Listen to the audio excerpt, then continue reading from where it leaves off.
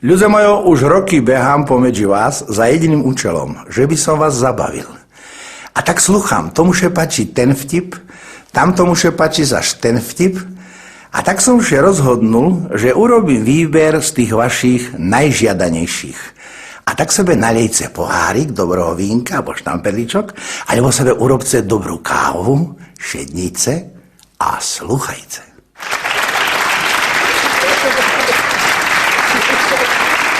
Ja som vám mal odmala pedagogickú výchovu, otec me postavil na roh stola, rozsah ruky a hovorí: Ander, skoč!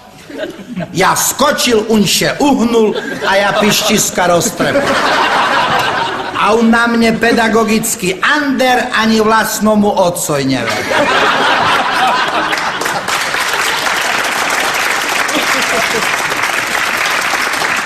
No a po takej výchove, už keď som bol starší, už som našol 5 prikázania, ktorých še trimem celý život. Dzeše pije, pijem.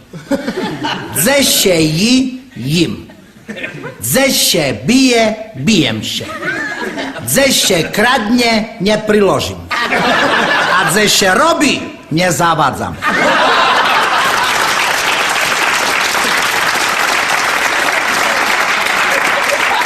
Ľudia, ja sebe napríklad dneška všímam, jak mladý človek kurizuje.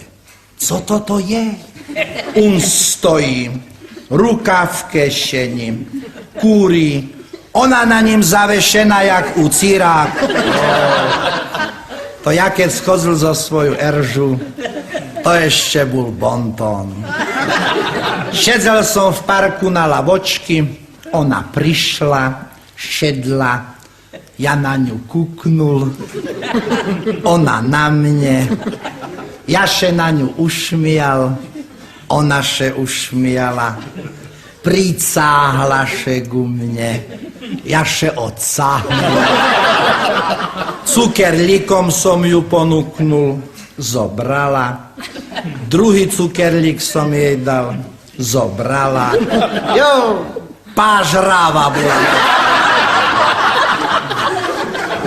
A naraz vám skočí a oblapuje strom. A co ty oblapuje strom, keď som tu ja, ne? To jedno, drevo jak drevo.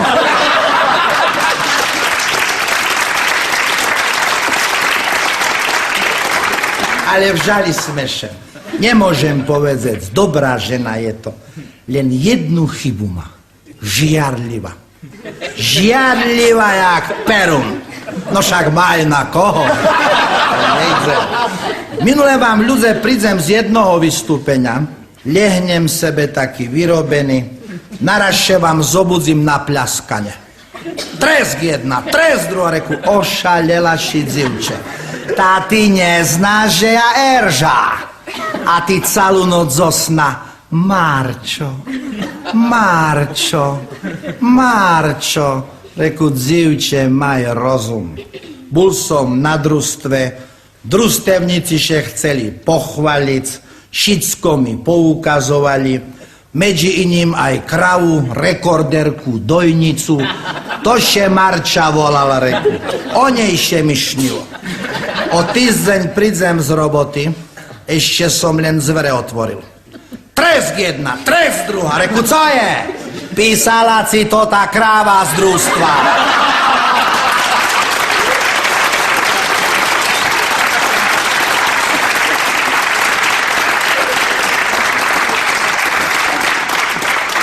Ľudia, dobre, minule vám prídeme do toho našho obchodného domu, Priorirum, poznáte to. Také elektrické schody vás neša hore s polným bugilárom. Dolujte se s prázdnym po obyčajných. Šetríme prúdom však. Ľudia ešte mi len vyšli hore a to tá najmenšia dzivka moja, Zuzka še volá, len tak dupkala. Ocec, kúp mi to tú bábiku, co špí. Kúp mi to tú bábiku, co špí. Buď ticho, reku, do svatoho, však to predávačka, nevidíš?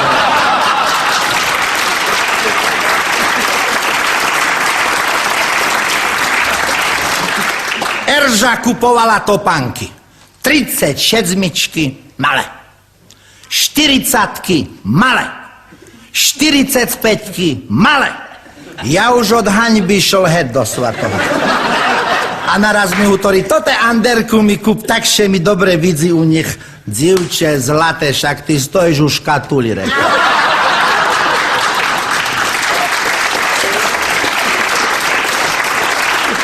Skočíme do motora, ja mám taký luxusný motor pre 20 ľudí.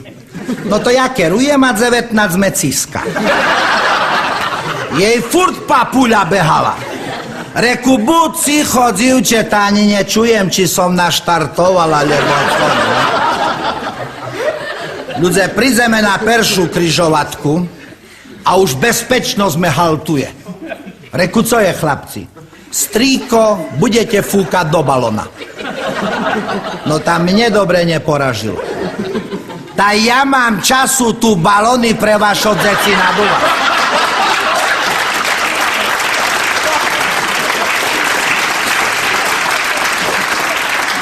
Erža mi hovorí, Ander, nafúkaj, chlapci budú mať radosť. Ja nafúkam a oni jak tigre. Zelená! No a? Vy myslíte, že ja fúkam, jakú vy farbu chcete?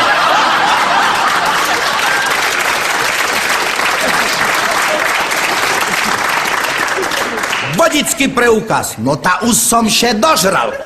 Tá ja ich vyrábam. Včera ste zobrali, dneška za špitať, sa rekli, tá skaza.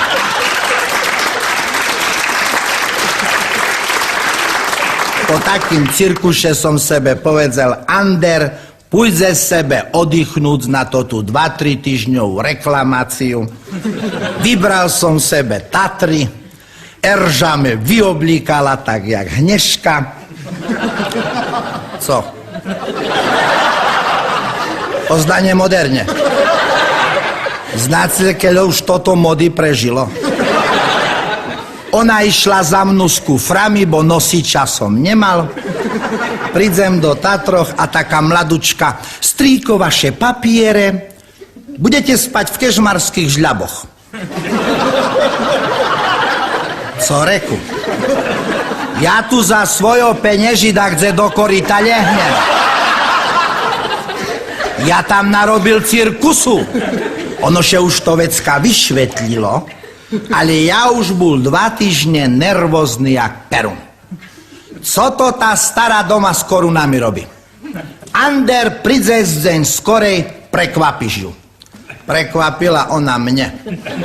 Ľudia, ja prišiel domu, ja nespoznal vlastný byt. Ona ho zmenila od gruntu. Priklet dala obložiť čarným africkým drevom. Jedalen zo sibírskoho smreka. Kuchňa z fínskej borovici. Chyža z kanadskej brezy. A v spálni chlop z českej lipy. Kamaráci mi hovoria, Ander, poďme do zoologickej záhrady. Reku, a na co? Ja mám zoologickú záhradu doma.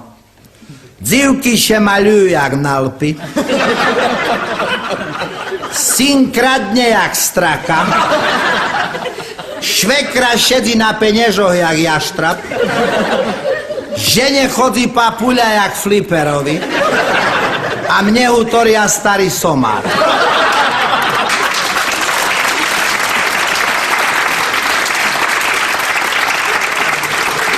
Ale išiel som a to še nemalo stať.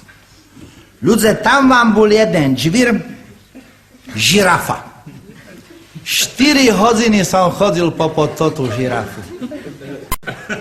Chlopi, keby my sme mali také dlhé kárky, jak dlho by to ceklo, co?